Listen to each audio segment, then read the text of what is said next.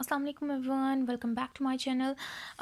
आज हमारा टॉपिक है, हम लोग इक्विलिब्रियम कांस्टेंट जो होते हैं उनके यूनिट्स जो हैं उनको कैलकुलेट करना सीखेंगे कि किस तरीके से हम इक्विलिब्रियम कांस्टेंट जो होते हैं उनके यूनिट्स जो होते हैं उनको कैलकुलेट कर सकते हैं।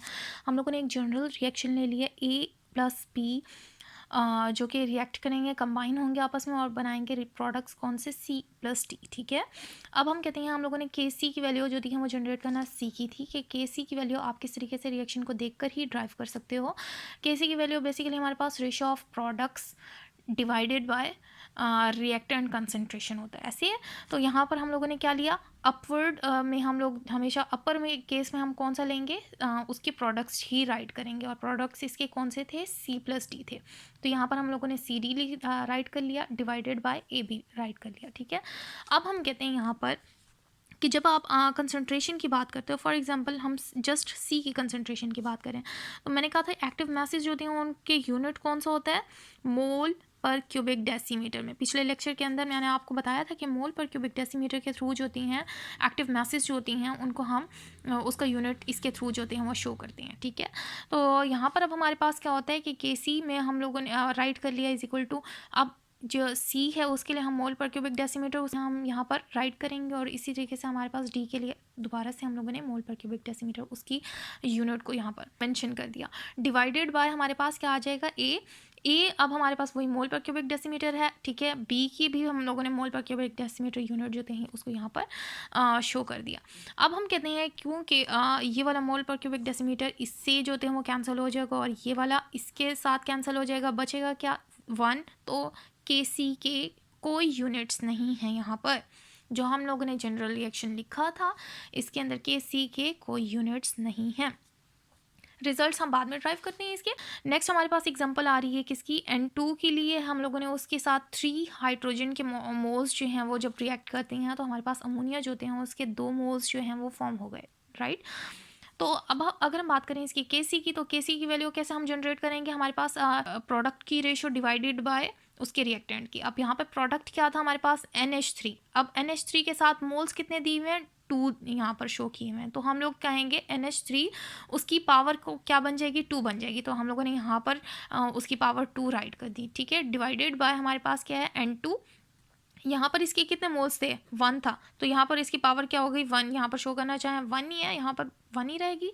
ठीक है, और यहाँ हाइड्रोजन के कितने मोल्स थे, 3 थे, तो यहाँ पर उसकी पावर क्या हो गई, 3 हो गई। ठीक है, उसके बाद हम कहते हैं कि जस्ट हम लोगों ने इनकी जगह इनके यूनिट्स जो होते हैं उनको पुट कर दिया। तो NH3 की बजाय हम लोगों ने उसका यूनिट पुट कर दिया मोल पर क्यूबिक डेसीमीटर, उसकी पावर वैसी की वैसे सेम यहाँ पर राइट की हम लोगों ने। ठीक है, उसको आप लोगों ने यहाँ से नहीं छेड़ना।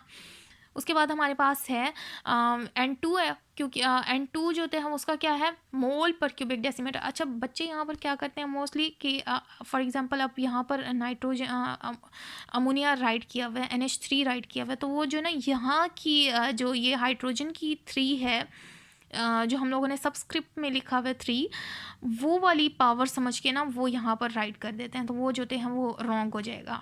ठीक है, पावर हमेशा कौन सी होगी कंसीडर, जो उसके नंबर ऑफ मोल्स यहाँ पर शो किए हुए थे। ये वाली चीज़ पावर को रिप्रेजेंट नहीं करती, ये वाली चीज़ जो है उसकी पावर को के सी के अंदर रिप्रेजेंट करती है। तो ये इस चीज़ का आप लोगों ने केयरफुली इसको राइट करना है ड्यूरिंग पेपर। उसके बाद हमारे पास आता है कि नाइट्रोजन के लिए हम लोगों ने मोल पर क्यूबिक डेसीमीटर जो होते हैं उसको राइट कर लिया। ठीक है, उसकी पावर क्या थी, 1 थी, वो हम लोगों ने 1 ही रखी। उसी तरीके से हमारे पास हाइड्रोजन जो थी उसके लिए हमने मोल पर क्यूबिक डेसीमीटर राइट किया, उसकी पावर क्या थी, क्योंकि यहाँ पर हाइड्रोजन के 3 मोल्स दिए हुए थे तो इसकी पावर हम लोगों ने क्या रखी थी, 3 रखी थी। तो हमारे पास यहाँ पर 3 ही हम लोगों ने मेंशन किया। अब यहाँ पर हमारे पास बात आती है, ऊपर क्या है, ऊपर हमारे पास है 2। ठीक है, 2 मोल पर क्यूबिक डेसीमीटर, और नीचे हमारे पास जो प्रोडक्ट्स थे उनकी बात करें तो उनके अंदर हमारे पास क्या है, टोटल कितने हैं, ये 3 है और ये 1 है, मतलब 4 है हमारे पास। ठीक है, तो इसको हम किस तरीके से राइट कर सकते हैं, ऊपर 2 है नीचे 4 हैं, तो 2 4 से कैंसिल होगा, बचेगा क्या हमारे पास, जस्ट यूँ बचेगा। ठीक है, इस तरीके से बचेगा हमारे पास 1 डिवाइडेड बाय मोल पर क्यूबिक डेसीमीटर और नीचे क्या आ गया, 2 आ गया, क्योंकि ऊपर 2 थे और नीचे हमारे पास क्या थे, 3 + 1 4 थे। तो 2 ये वाले 2 जो होते हैं ये नीचे वाले 2 के साथ कैंसिल हो गए, बाकी नीचे क्या बचा, 2 बचा। तो ये 1/mol/cubic decimeter होल स्क्वायर यहाँ पर आ गया। ठीक है, यहाँ पर हम लोगों ने इसको शो कर दिया। अच्छा जी, अब यहाँ पर एक रूल होता है कि डिनोमिनेटर के अंदर जो भी होता है अगर हम उसको जो होती हैं न्यूमरेटर के ऊपर लेके आए, मतलब ऊपर लेके जाएं, तो उसकी पावर जो होती है वो या साइन जो होता है वो चेंज होता है। ठीक है, इट मीन्स कि अगर वो पावर पहले पॉजिटिव में थी तो वो ऊपर जाके क्या हो जाएगी, नेगेटिव हो जाएगी, और अगर वो पहले नेगेटिव में थी तो वो ऊपर जाके क्या हो जाएगी, पॉजिटिव में हो जाएगी।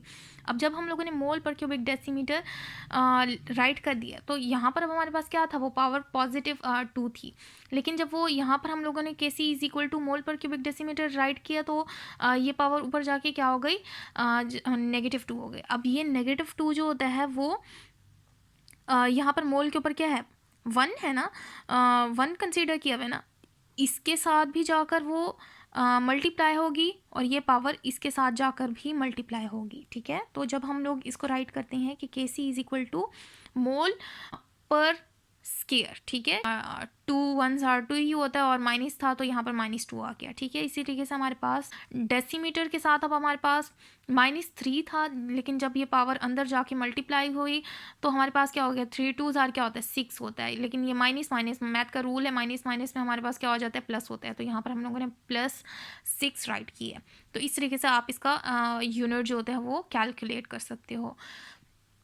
नेक्स्ट हमारे पास एग्जांपल कौन सी आती है, यहाँ पर हाइड्रोजन का एक मोल लिया है, जब वो रिएक्ट करता है आयोडीन के एक मोल के साथ तो हमारे पास प्रोडक्ट क्या बनती है, एंड प्रोडक्ट बनेगी हाइड्रोजन आयोडाइड। उसके कितने मोल्स होंगे, 2 मोल्स होंगे। ठीक है, अब हम कहते हैं कि जब हम किसी की बात करते हैं तो this is the ratio of products to its reactants concentration. ठीक है, तो अब हम कहते हैं कि यहाँ पर प्रोडक्ट क्या था हमारे पास, हाइड्रोजन आयोडाइड था। तो हाइड्रोजन आयोडाइड को जब आप न्यूमरेटर में राइट करते हो, इसके जो नंबर ऑफ मोल्स है वो उसकी पावर बन जाएगी, कितने नंबर ऑफ मोल्स है, 2 थे, तो इसकी पावर कितनी आ जाएगी, 2 आ जाएगी। ठीक है, इसी तरीके से हमारे पास इनके नंबर ऑफ मोल्स कितने थे, यहाँ पर इस हाइड्रोजन का 1 मोल था और इसका भी 1 मोल था। तो यहाँ पर हम लोगों ने इसके मोल्स आप राइट करना चाहें तो आप यहाँ पर राइट कर सकते हैं, वरना आप इस तरीके से भी ऐसे भी रहने दे सकते हैं। ठीक है, अब ठीक है, इसके अंदर अब हमारे पास नेक्स्ट स्टेप में क्या होगा कि हम लोगों ने उसके यूनिट्स जो होते हैं उनको यहाँ पर कंसनट्रेशन, क्योंकि हम लोगों ने कहा था एक्टिव मैसेज जो होते हैं मोल पर क्यूबिक डेसीमीटर के इक्वल होते हैं, तो हम लोगों ने इनकी यूनिट्स यहाँ पर पुट कर दी है। हाइड्रोजन आयोडाइड की क्या होता है, मोल पर क्यूबिक डेसीमीटर आ गया। अब इसकी पावर जो थी वो 2 थी तो ये यहाँ पर 2 ही रही। नीचे हमारे पास क्या आएगा, मोल पर क्यूबिक डेसीमीटर हाइड्रोजन के लिए भी आएगा और आयोडीन के लिए भी अलग से हम लोगों ने यहाँ पर राइट किया।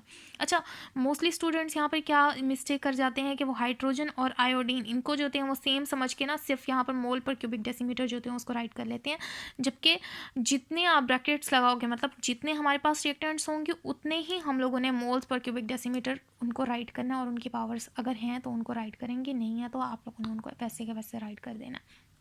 तो इस चीज़ के अंदर भी आप लोगों ने केयरफुल रहना है कि यहाँ पर हाइड्रोजन के लिए अलग से आप लोगों ने मोल पर क्यूबिक डेसीमीटर राइट करना है और आयोडीन के लिए अलग से आप लोगों ने मोल पर क्यूबिक डेसीमीटर जो होते हैं उसको राइट करना है। अब यहाँ पर हमारे पास क्या है, इसकी पावर है 2 और यहाँ पर हमारे पास इसकी पावर है 1 और इसकी पावर है 1, 1 + 1 जो होता है वो 2 हो गया। तो हमारे पास क्या होता है कि ऊपर भी 2 है न्यूमरेटर के अंदर इसकी पावर, और नीचे भी हमारे पास क्या है, 2 ही मोल पर क्यूबिक डेसीमीटर्स हैं। तो अब हम कहते हैं कि इसका 1 मोल पर क्यूबिक डेसीमीटर इसके साथ कैंसिल हो गया और यही इसका 1 और मोल पर क्यूबिक डेसीमीटर नीचे वाले के साथ कैंसिल हो गया। तो जब हमारे पास ये सारे ही कैंसिल हो गए तो हमारे पास Kc के कोई यूनिट्स यहाँ पर नहीं आएंगे, there will be no unit of Kc। ठीक है, अब एक चीज़ जो आप लोगों ने यहाँ से रिज़ल्ट ड्राइव करना है वो मैं आप लोगों को बता देती हूँ, ये आप लोगों ने नोट डाउन कर लेना है। या किसी भी रिएक्शन के अंदर जब भी हमारे पास नंबर ऑफ मोल्स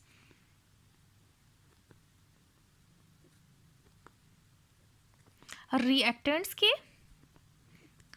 और नंबर ऑफ मोल्स प्रोडक्ट्स के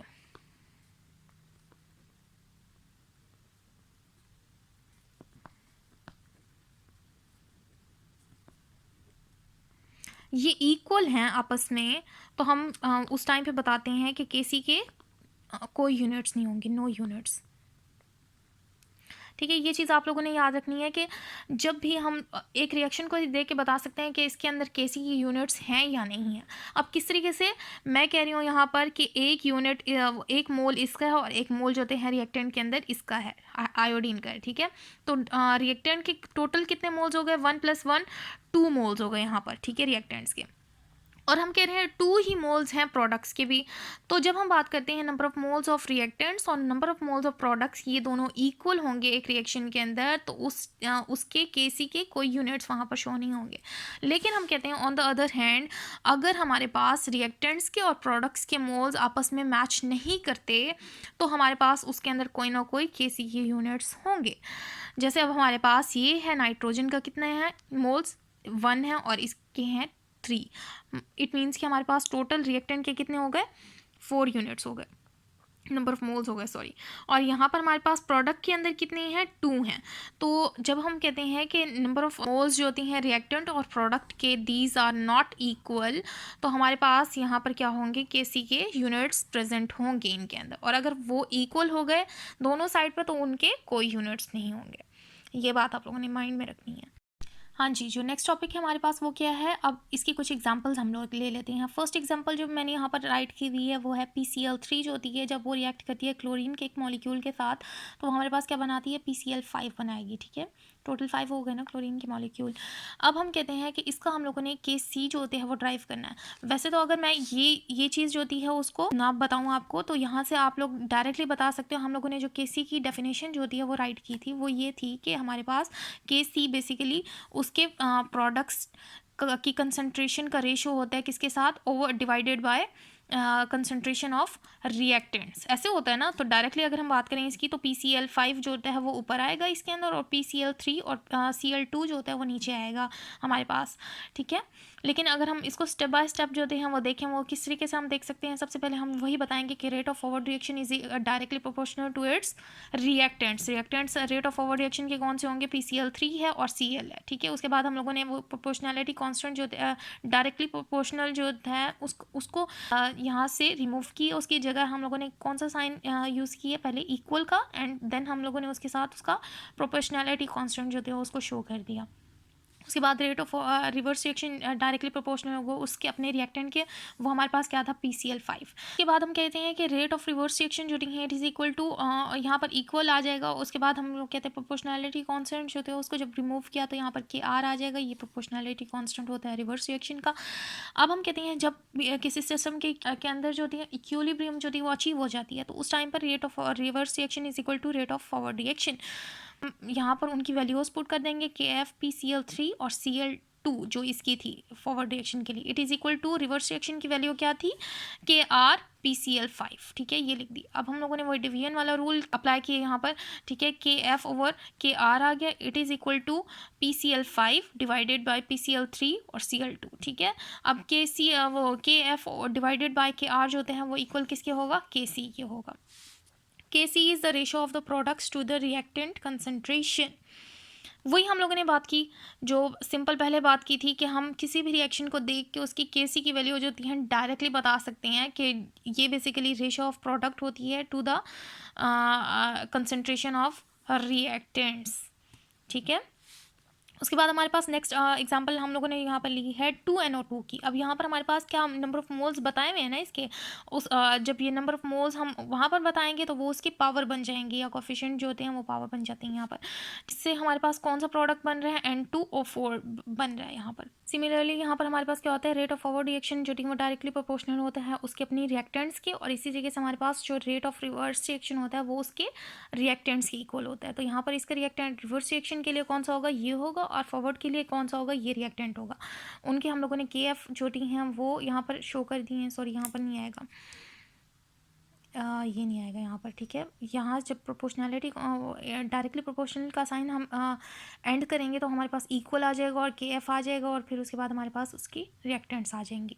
अब यहाँ पर एक चीज़ जो आप लोगों ने लिखनी है, ये चीज़ मोस्टली जो होते हैं वो स्टूडेंट्स जो होते हैं यहाँ पर आके कन्फ्यूज़ हो जाते हैं, यहाँ या जल्दी के अंदर जो होते हैं ये वाला जो इनके नंबर ऑफ मोल्स होते हैं वो यहाँ पर पावर इनकी शो नहीं करते।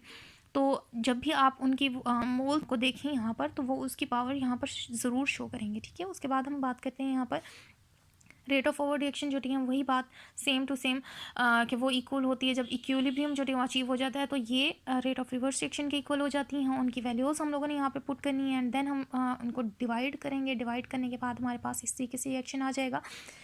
एट द एंड हमारे पास क्या होता है कि के एफ जो होते हैं ओवर के आर जो होता है ये किसके हम लोगों ने इक्वल लिया था कि ये के सी या इक्विलिब्रियम कांस्टेंट जो होते हैं उसकी इक्वल होता है। और जब ये इक्विलिब्रियम कांस्टेंट के इक्वल होगा तो हमारे पास it is equal to ratio of product हमारे पास था N2O4, ठीक है, डिवाइडेड बाय किसके NO2 और होल ट्वाइस उसका आ जाएगा, क्योंकि यहाँ पर ये मोल्स में था और यहाँ पर इसको हम लोगों ने इसकी पावर बनाकर शो किया। तो इस तरीके से आप जो होते हैं वो इक्विलिब्रियम कांस्टेंट जो होते हैं उसको रिएक्शन को देख कर ही उसकी वैल्यू हो जाती है, या स्टेप बाय स्टेप निकालना चाहिए आप लोगों की मर्ज़ी, या आप उस रिएक्शन जो होती हैं उसको देख कर ही उसकी वो इक्विलिब्रियम कांस्टेंट जो होती है उसकी वैल्यू ड्राइव कर सकते हैं। हाँ जी, अब हम बात करते हैं इनकी कुछ एग्जांपल्स की। यहाँ पर हम लोगों ने वैल्यूज़ दी हुई हैं हमें हर एक की, और हम लोगों ने कैलकुलेशन करनी है और फाइंड आउट करना है कि कैसी की वैल्यू जो होती है उसको किस तरीके से हम ड्राइव कर सकते हैं। तो अब हमारे पास एक रिएक्शन दिया हुआ है नाइट्रोजन, उसका हाइड्रोजन है उसके साथ रिएक्शन कराया हुआ है, और यहाँ पर हमारे पास क्या दिया हुआ है अमोनिया, उसकी फॉर्मेशन हो रही है, ठीक है। नाइट्रोजन की उन्होंने वैल्यू दी हुई है 0.602 है, मोल पर क्यूबिक डेसीमीटर इसका यूनिट हो गया, ठीक है। इसी तरीके से हाइड्रोजन की उन्होंने वैल्यू दी हुई है 0.402 है, मोल पर क्यूबिक डेसीमीटर, और अमोनिया की उन्होंने दी हुई है 0.113 है, ठीक है, मोल पर क्यूबिक डेसीमीटर। हम लोगों ने वही बात की कि केसी की वैल्यू किस तरीके से होती है ना, जो ratio of the product to the reactants होती है। तो हमारे पास प्रोडक्ट क्या है, हमारे पास इसका अमोनिया है, NH3 है, और इसके नंबर ऑफ मोल्स कितने थे, 2 थे, तो इसकी पावर यहाँ पर जाके क्या हो गई, 2 हो गई।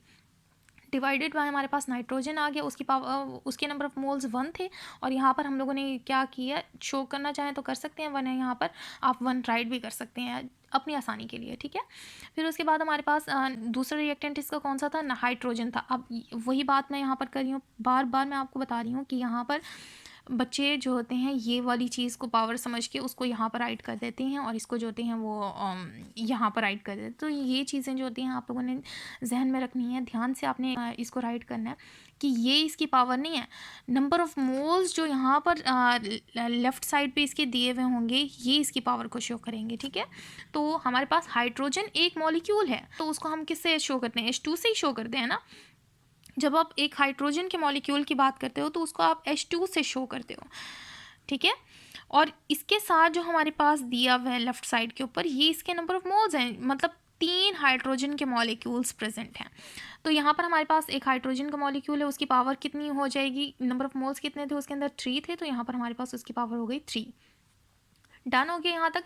फिर उसके बाद हम बात करते हैं, हम लोगों ने जस्ट इसकी वैल्यूज़ जो आपको उसके अंदर न्यूमेरिकल के अंदर दी हुई होंगी वो आप लोगों ने उनकी जगह पुट करते जाना है। जैसे अमोनिया की हम लोगों ने वैल्यू क्या मेंशन की हुई थी, 0.113 दी हुई थी, और उसकी पावर कितनी थी हम लोगों ने जो इसके अंदर राइट की है, 2 थी, तो यहाँ पर हम लोगों ने 2 राइट कर दिया है, ठीक है। फिर उसके बाद हम बात करते हैं नाइट्रोजन की, बात करते हैं नाइट्रोजन की वैल्यू आप लोगों ने पुट की, उसकी पावर क्या थी, 1 थी, यहाँ पर 1 हम लोगों ने शो कर दी है, ठीक है। उसके बाद हम कहते हैं कि हाइड्रोजन की पावर कितनी थी, 3 थी, तो यहाँ पर 3 आएगा, ठीक है। अब जब हम जो होती हैं 0.113 जो होती हैं इसका स्केयर लेंगे तो हमारे पास 0.012 आएगा, ये आप लोग कैलकुलेट कर सकते हैं, ठीक है। इसी तरीके से आप लोगों ने इसका क्यूब लेना है, तो क्यूब लेने के बाद और जब इनको जो है मल्टीप्लाई करेंगे आपस में तो वो हमारे पास क्या आ जाएगा, 0.0446 आ जाएगी इसकी वैल्यू, ठीक है। फिर उसके बाद सिंपली आपने 0.012 को डिवाइड कर देना है 0.0446 के ऊपर, तो हमारे पास एट द एंड आंसर जो आएगा वो ये आएगा। अच्छा, इसके साथ साथ फिर हम लोगों ने क्या, सिर्फ जस्ट आंसर आपने नहीं राइट करना, जब उसके मोल पर क्यूबिक डेसीमीटर के लिहाज से उसके यूनिट्स भी यहाँ पर मेंशन करने हैं। एक नंबर जो होता है ना वो किसी भी न्यूमेरिकल के अंदर उसके एट द एंड अगर आप यूनिट मेंशन करोगे तो उसका नंबर जो होते हैं वो मिलेगा, अदरवाइज जो होते हैं वो मार्क्स जो होते हैं वो आपके डिटेक्ट हो जाते हैं। तो आप लोगों ने यूनिट मस्ट, अगर उस रिएक्शन के यूनिट्स हैं, क्योंकि मैंने आपको पहले बताया था कि रिएक्शन को देख के ही आप बता सकते हैं कि उसके यूनिट्स हैं केसी के या नहीं हैं। अब यहाँ पर क्योंकि नंबर ऑफ मोल्स रिएक्टेंट और प्रोडक्ट के इक्वल नहीं है तो इसके कोई ना कोई यूनिट्स होंगे, तो वो आपको मैंने पीछे ड्राइव करना सिखाया है कि किस तरीके से करते हैं। यहाँ पर 2 थे इसके, और यहाँ पर हमारे पास कितने थे, 3 और एक 4 हो गए। तो हम कहते हैं जब मोल पर क्यूबिक डेसीमीटर यहाँ पर भी हम अप्लाई करते हैं और यहाँ पर भी अप्लाई करते हैं, दोनों साइड पर 2 की पावर जो होती हैं वो 2 के साथ तो कैंसिल हो गई, बाकी हमारे पास नीचे क्या बचा, मोल पर क्यूबिक डेसीमीटर 3 बचा। ठीक है, ऐसे ही होगा ना, सेम टू सेम। ये पहले भी मैं आपको ड्राइव करवा चुकी हूँ यहाँ पर, होल ट्वाइस ऐसे होगा ना। फिर हमने कहा कि डिनोमिनेटर जब ऊपर की तरफ जाता है तो वो अपनी पावर चेंज करता है यूनिट में, तो डिनोमिनेटर जब ऊपर की तरफ जाएगा तो वो हमारे पास कुछ इस तरीके से पावर आ जाएगी, -2 आ जाएगी जस्ट KC के लिए। फिर उसके बाद हम कहते हैं कि ये वाली वैल्यू जो थी इसके साथ भी मल्टीप्लाई होगी और यहाँ पर भी मल्टीप्लाई होगी, और एट द एंड हमारे पास क्या आएगा, मोल पर स्क्वायर आ गया और DM +6 आ गया, जैसे मैंने पहले आपको बताया था करना। तो यहाँ पर आप लोगों ने उनके यूनिट्स भी मेंशन करने हैं। उसके बाद हमारे पास नेक्स्ट एग्जांपल दी हुई है, जो सेकंड एग्जांपल है वो है हमारे पास PCl3। वो जब रिएक्ट करती है Cl के साथ तो हमारे पास एट द एंड क्या बनेगा, PCl5 बनेगा। ठीक है, अब उन्होंने यहाँ पर क्या दिया हुआ है, उन्होंने न्यूमेरिकल के अंदर KC की वैल्यू दी हुई है, PCl3 की वैल्यू दी हुई है और हमारे पास Cl की वैल्यू दी हुई है, मतलब रिएक्टेंट्स की वैल्यू दी हुई है, साथ में KC की वैल्यू दी हुई है। अब आपने फाइंड आउट क्या करनी है, इसकी वैल्यू करनी है। पहले हम लोग वही उसका फॉर्मूला राइट करेंगे कि KC जो होते हैं वो ratio of product to reactants concentration होता है, तो हम लोगों ने वो राइट कर लिया। उसके बाद हम क्या कहते हैं कि हमारे पास जिन जिन की वैल्यू दी हुई है उनकी वैल्यू हम लोगों ने यहाँ पर पुट कर दी इक्वेशन के अंदर। ठीक है, तो KC की वैल्यू हमारे पास क्या थी, 0.13 थी, तो 0.13 जो है वो हम लोगों ने यहाँ पर इसकी जगह जो है पुट कर दिया, इज इक्वल टू PCl5 जो है वो हम लोगों ने फाइंड आउट करना है, वो वैसे का वैसे राइट किया आप लोगों ने। ठीक है, डिवाइडेड बाय हमारे पास PCl3 की वैल्यू क्या थी, 10 थी, और यहाँ पर हमारे पास क्या थी वैल्यू, Cl2 की 9 थी। तो ये इसके साथ मल्टीप्लाई हो गया, हमारे पास क्या बचेगा, इसको या सिंपली आप यहाँ पर मल्टीप्लाई करके उसके बाद यहाँ पर ले जाएंगे, यूँ भी कर सकते हैं, या आप डायरेक्टली यहाँ पर इस तरीके से इसको कंसीडर कर लें नीचे 1। ठीक है, और हम कर देते हैं क्रॉस मल्टीप्लिकेशन, ये वाला इसके साथ मल्टीप्लाई हो जाए और ये वाला फैक्टर इसके साथ मल्टीप्लाई हो जाए, तो हमारे पास क्या आ जाता है, PCl5 एक साइड पे आ जाता है और बाकी ये सारे फैक्टर्स एक साइड पे जो होते हैं वो मल्टीप्लाई हो जाते हैं। सिंपली आप लोगों ने इनको मल्टीप्लाई करना है तो आपका जो है आंसर जो है वो आ जाएगा। और क्योंकि अब हम कह रहे हैं कि यहाँ पर अब हमारे पास यूनिट्स किस तरीके से शो करेंगे, KC की वैल्यू तो ऑलरेडी दी हुई है ना, हम लोगों ने KC की यूनिट्स ड्राइव ही नहीं करने, हम लोगों को जस्ट PCl5 जो कि एक रिएक्टेंट प्रोडक्ट था उसको फाइंड आउट करना था, तो हम इसमें सिर्फ PCl जो प्रोडक्ट है उसका यूनिट राइट करेंगे। वो सिंपल हम लोग क्या लेते हैं कि अगर हम इसको किसी रिएक्शन के अंदर राइट करते तो वो मोल पर क्यूबिक डेसीमीटर होता, तो सिंपल हम लोगों ने जस्ट यहाँ पर क्या राइट कर दिया, मोल पर क्यूबिक डेसीमीटर राइट किया। जब आपको KC की यूनिट्स ड्राइव करने हों तो हम उसके अंदर फिर प्रॉपर जो हैं वो ड्राइव करते हैं उसको, लेकिन अगर हम रिएक्टेंट्स या प्रोडक्ट्स में से किसी के यूनिट राइट कर रहे हैं तो हम लोग सिंपली क्या राइट करेंगे, उसमें वैल्यू के साथ जो भी वैल्यू उसकी आई है उसके साथ हम लोग उसमें मोल पर क्यूबिक डेसीमीटर जो होते हैं उसको राइट करेंगे। ठीक है, हाँ जी, नेक्स्ट एग्जांपल की तरफ आते हैं। यहाँ पर 2NO2 है, वो जब रिएक्ट करता है तो उसके बाद हमारे पास 2NO प्लस O2 जो होती हैं उसका जनरेशन हो रहा है यहाँ पर। ठीक है, KC की वैल्यू हम लोगों ने राइट कर दी, उसमें रिएक्टेंट जो रेशो ऑफ प्रोडक्ट होती है टू द रिएक्टेंट कंसनट्रेशन। अब प्रोडक्ट क्या है हमारे पास, राइट साइड वाले हैं, N2 आ गया, इसके मोल्स जो थे वो कितने थे, 2 थे, तो वो इसकी पावर बन गए। इसी तरीके से O2 था, उसके मोल्स कितने थे, 1 था, वो 1 उसकी पावर बन गया। ठीक है, डिवाइडेड बाय हम लोगों ने क्या राइट कर दिया, N2O, उसकी मोल्स कितने थे हमारे पास, 2 थे, तो यहाँ पर जाके इसकी पावर बन गए।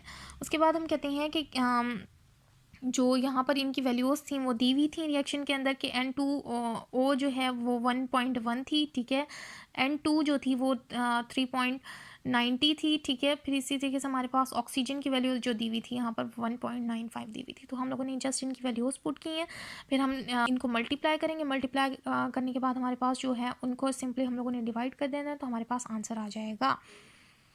अब देखें यहाँ पर भी इसके कोई ना कोई यूनिट्स होंगे, हैं कि नहीं है, कि रिएक्टेंट के हमारे पास टोटल कितने यूनिट्स थे, मोल्स थे, 2 मोल्स थे, और प्रोडक्ट के अंदर हमारे पास क्या थे, 2 मोल्स इसके थे और 1 मोल इसका था। इट मीन्स हमारे पास 3 मोल्स थे यहाँ पर प्रोडक्ट्स के। ठीक है। तो 2 और 3 मोल्स हैं। तो हमारे पास ऊपर जो न्यूमरेटर है उसके अंदर हमारे पास प्रोडक्ट के 3 मोल्स थे और रिएक्टेंट्स के 2 मोल्स थे। 2 मोल्स तो 2 के साथ कैंसिल हो गए, बाकी हमारे पास क्या बचा, सिंपली मोल पर क्यूबिक डेसीमीटर बचा। तो हमारे पास यहाँ पर मोल पर क्यूबिक डेसीमीटर ही यहाँ पर आएगा। ठीक है, डन हो गया यहाँ तक। आई होप आप लोगों के लिए ये लेक्चर्स जो हैं वो हेल्पफुल रहा होगा। ठीक है, लेकिन अगर इसके अंदर कोई भी इशू है आप लोगों को तो आप लोग मुझे कमेंट सेक्शन के अंदर बता सकते हैं। I try to resolve it. जज़ाकल्लाह खैरन कसीरा। अल्लाह हाफिज़।